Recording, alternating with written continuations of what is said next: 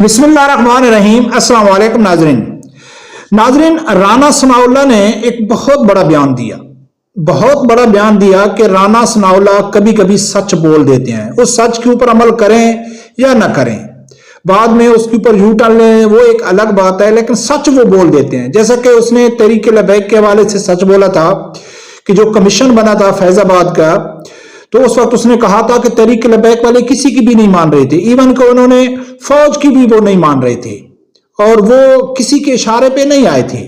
جب وہ ٹھان لیتے ہیں تو پھر وہ کسی کی نہیں سنتے۔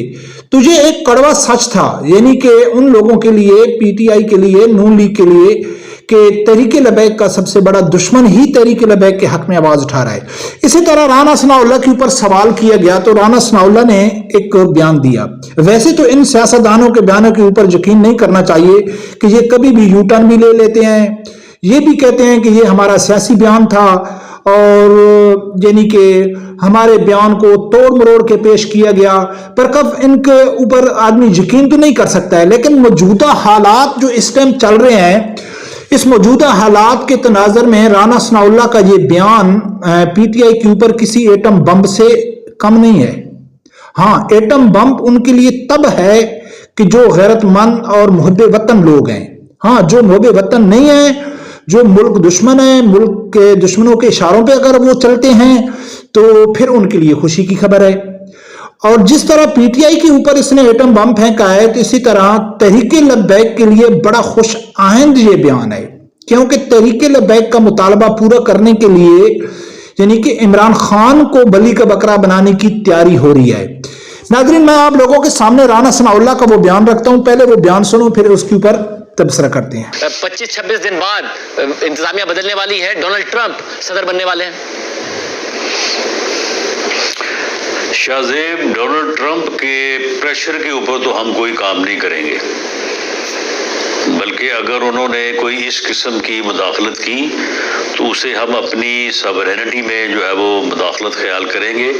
اگر وہاں سے کوئی بیان آتا ہے یا پھر بیہائنڈ دا سینس بھی کوشش کی جاتی ہے، حکومت کیسے ریزسٹ کرے گی؟ ڈاکٹر عارف الوی سابق صدر، انہوں نے کہا ہے کہ 1-1.5 مہینے میں عمران خان رہا ہو جائیں گے، اور اسی بنیاد پر کہہ رہے ہیں کہ آکسیجن کمزور کر دیا ہے۔ آقا کہہ رہے ہیں کہ جو بیرونی آقا ہیں انہوں نے آکسیجن کمزور کر دیا ہے، اور ظاہر 1-1.5 مہینے میں ایک ہی فرق آئے گا کہ ڈونلڈ ٹرمپ صدر بن جائیں گے۔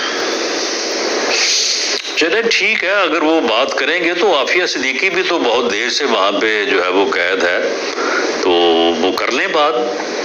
اس بات کے جواب میں ہمارے پاس بھی جو ہے وہ جو بات ہوگی وہ ہم بھی کریں گے۔ وہ عافیہ صدیقی کو رہا کر دیں، ہم بانی پی ٹی آئی کو اس بارے میں جو ہے وہ بات ہو سکتی ہے، سوچا جا سکتا ہے۔ ناظرین، رانا ثناءاللہ کے اوپر سوال کیا گیا کہ اگر امریکہ مطالبہ کرتا ہے تو آپ کیا کریں گے؟ تو اس نے کہا ہے کہ بھئی ہم امریکہ کا مطالبہ نہیں مانیں گے، ہمارے اوپر کوئی پریشر نہیں ہے، چاہے ڈونلڈ ٹرمپ آرڈر کرتا ہے، چاہے کوئی بھی کرتا ہے، ہم ان کا مطالبہ نہیں مانیں گے۔ یہ تو پی ٹی آئی کے اوپر بم ہو گیا۔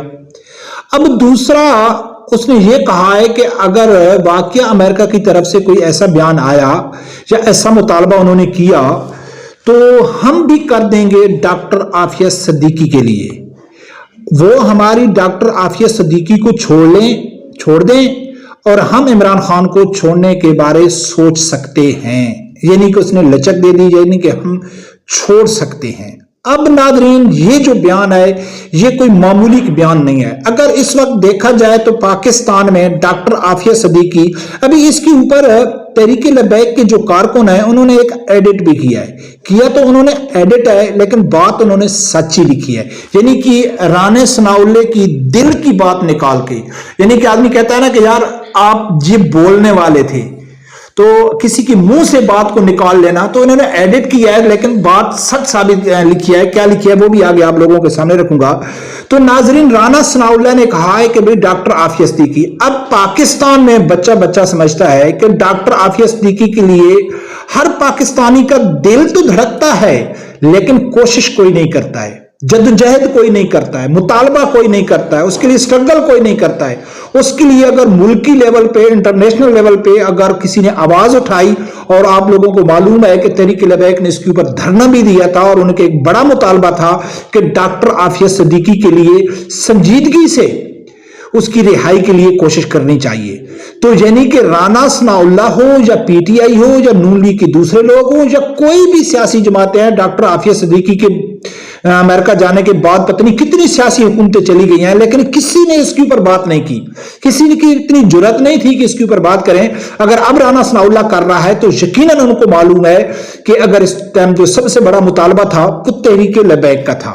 ایک وجہ تو یہ ہو گئی. دوسرا ناظرین وہ یہ کہ وہ یہ سمجھتا ہے رانا ثناء اللہ کہ ڈاکٹر عافیہ صدیقی پاکستان کی بیٹی ہے اور عمران خان امریکہ کا بیٹا ہے. جس طرح عمران خان پہلے امریکہ نے کہا تھا کہ شکیل افریدی کو رہا کرو، پاکستان کے اوپر مطالبہ کیا تھا. تو جو ایبٹ آباد میں آپریشن ہوا تھا اسامہ بن لادن کے اوپر، تو وہ جو ریکی کرنے والے تھے وہ ڈاکٹر شکیل افریدی تھے. تو شکیل افریدی کے لیے یعنی کہ انہوں نے مطالبہ کیا تھا امریکہ نے، تو پاکستان نے ان کا مطالبہ نہیں مانا تھا. کہا تھا کہ یہ ہماری پہلے پاکستان نے کیا تھا ڈاکٹر عافیہ صدیقی کے لیے، تو انہوں نے کہا تھا کہ یہ ہمارا اپنا عدالتی نظام ہے، ہم کیسے رہا کر سکتے ہیں. تو پاکستان نے بھی کہا تھا کہ شکیل جو ہے ڈاکٹر شکیل وہ تو ہمارے عدالت کے کنٹرول میں ہے، ہم تو کچھ نہیں کر سکتے. تو اس رانا ثناء اللہ نے کہا ہے کہ بھائی اگر وہ کریں گے تو ہاں ہم اس شرط کے اوپر عمران خان کو رہا کر سکتے ہیں. حالانکہ کیس تو اس کا عدالتوں کا ہے کہ وہ اگر اپنے عدالتوں کو بائی پاس کر کے وہ اپنا حکومت امریکہ حکومت اپنے اختیار میں یعنی کہ وہ کر کے وہ ڈاکٹر عافیہ صدیقی کو رہائی کرتی ہے تو ہم عمران خان کو رہا کر سکتے ہیں. یہ بیان ناظرین اگر دیکھا جائے تو واضح دو کلیئر حکومت یہ سمجھتی ہے کہ عمران خان امریکہ کا ایجنٹ ہے، کیونکہ عافیہ صدیقی پاکستان کی بیٹی ہو گئی اور ان کی بیٹی ہو گئی. اگر عافیہ صدیقی کے بدلے مجھے تو معلوم ہے کہ یہ صرف بیان کے حد تک ہے، اس کے اوپر کوئی عمل نہیں ہوتا ہے، کوئی ایسی ڈیل نہیں ہوگی، لیکن یہ بیان دینا ہی بہت بڑا پی ٹی آئی کے لیے شرم کا مقام ہے، ڈوب مرنے کا مقام ہے کہ جس کو آپ پاکستان کا ہیرو سمجھتے ہو، جس کو آپ امت مسلمہ کے لیڈر سمجھتے ہو، جس کو آپ محب وطن سمجھتے ہو، اس وقت حکمران جماعت اس کو امریکہ کا ایجنٹ سمجھتی ہے.